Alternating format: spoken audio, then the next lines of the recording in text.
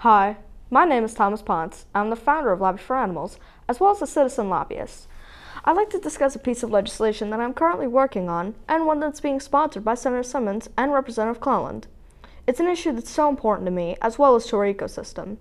The bill I'm referring to is Senate Bill 540, and its purpose is to implement a ban on the sale, distribution, possession, and trade of shark fins and shark fin products in the state of Florida. I'd like to take a few minutes to give you a little bit of background on sharks and shark finning. All across the world, there are tens of millions of sharks that die a slow, torturous, unnecessary death year after year because of the shark fin industry.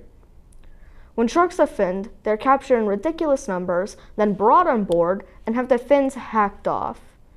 Then they're still finless, living, breathing bodies that are thrown back into the ocean, where they're left to starve, be eaten by other fish, or drown to death.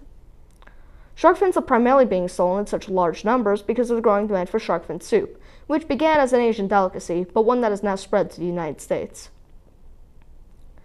This ongoing attack on sharks is not only horrific in nature to the sharks themselves, but the constant slaughtering of various types of sharks is quickly driving both sharks and many other species to the brink of extinction.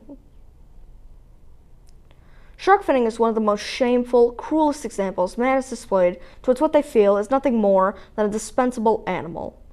Shark finning is purely a way of making profit, with no regard for the lives being taken, or the effects these actions have on our ecosystem. A lot of people don't realize the importance of sharks. We're talking about an animal that's been around for over 400 million years, and plays a crucial role in our ecosystem.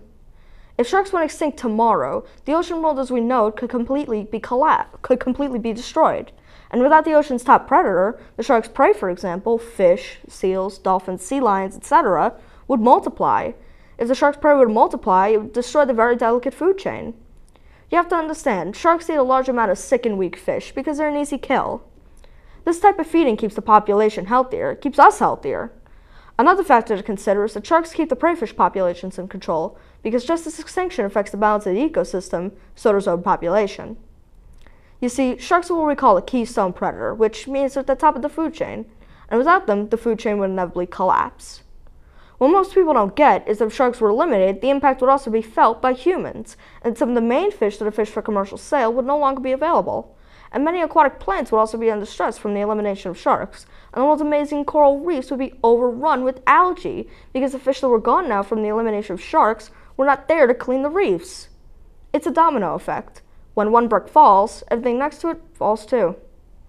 In January 2011, President Obama signed the Shark Conservation Act to strengthen federal law against shark finning in U.S. waters, and require that sharks be landed with their fins still attached. Nevertheless, fins that have been removed from live sharks outside U.S. territorial waters continue to be imported to satisfy the demand for shark fin products. While the implementation of the Shark Conservation Act is applauded, it unfortunately is just not enough. Realizing this fact, several individual states have already implemented bans on prohibiting the sale, distribution, trade, and possession of shark fins and shark fin products. Bans have already been placed in Guam, Hawaii, California, Illinois, the Northern Mariana Islands, Oregon, Maryland, Washington, and most recently New York. With major ports in the Pacific and West Coast, as well as New York, being closed off to the shark fin trade, there is a huge potential that imports of shark fins will now come into the U.S. through Florida's ports. By taking this step and implementing a state ban on the sale, distribution, trade, and possession of shark fins and shark fin products in our state of Florida, Florida will be saying that they will not contribute to the mass slaughtering of sharks, which will inevitably result in their extinction, and in turn contribute to the destruction of our ecosystem. As you can see from all the information I've given you pertaining to the protection of sharks, the area that we need to focus on is cutting off the demand for shark fins and shark fin products entirely. If the demand is not there, then there'll be less sharks killed for their fins. Another factor I'd like you to take into consideration is regarding ecotourism. Florida is definitely a tourist-friendly state. There have been several reports written that show how ecotourism, specifically shark tours, are on the rise and are a valuable source of revenue for the states that run them. This is just one more reason to try to help protect the species. It in no way compares to the devastation that will be felt by our ecosystem if sharks were to become extinct, and the effects that will be seen on our beaches, which are another contributor of revenue for our state through tourism. As I stated earlier, sharks keep the ocean in balance and stop the oceans from being overrun with algae, which would definitely affect our beaches.